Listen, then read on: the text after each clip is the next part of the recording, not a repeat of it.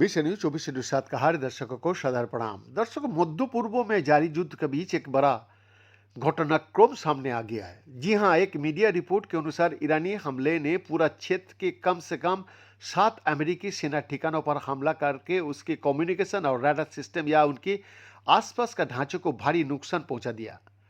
ये हमले वीकेंड और सोमवार को बहरीन, कतार, कुवैत, सऊदी अरब और संयुक्त अरब अमीरात में स्थित अमेरिकी सेना ठिकानों पर किया गया था।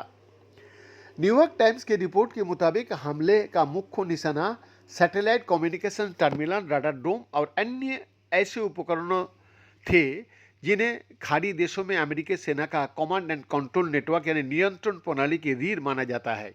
सबसे बड़े हमले में से एक कतार स्थित अल उदीद एयरबेस पर हुआ, जो इस क्षेत्र का सबसे बड़ा अमेरिकी सेना ठिकाना था, अभी भी है।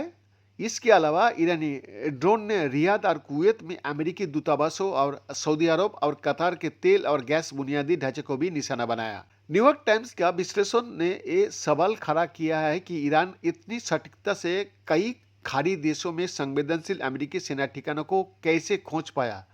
इसका जवाब द वाशिंगटन पोस्ट की एक रिपोर्ट में मिलता है। खुफिया जानकारी साझा करना, यानी रिपोर्ट के मुताबिक युद्ध शुरू होने का बाद से ही रूस ईरान को मध्य पूर्व में अमेरिकी युद्धपोतों और विमानों की स्थिति सहित अमेरिकी सेना संपत्तियों के बारे में खुफिया जानकारी मुहैया करा रहा है। दर्शक, अधिकारियों के अनुसार युद्ध शुरू होने के एक सप्ताह का भीतर ही अमेरिकी सेनाओं को ट्रैक करने की ईरान की अपनी क्षमता कमजोर पड़ गई थी। इसीलिए रूस से मिल रही ये बाहरी खुफिया जानकारी उसके लिए बहुत मूल्यवान साबित हुए। दर्शक, एक अमेरिकी अधिकारी के अनुसार रूस इस बात से पूरी तरह वाकिफ है कि अमेरिका यूक्रेन को कितनी सेना सहायता दे रहा है। ऐसे में रूस ईरान की मदद करके अमेरिका से बदला लेने की कोशिश कर रहा है।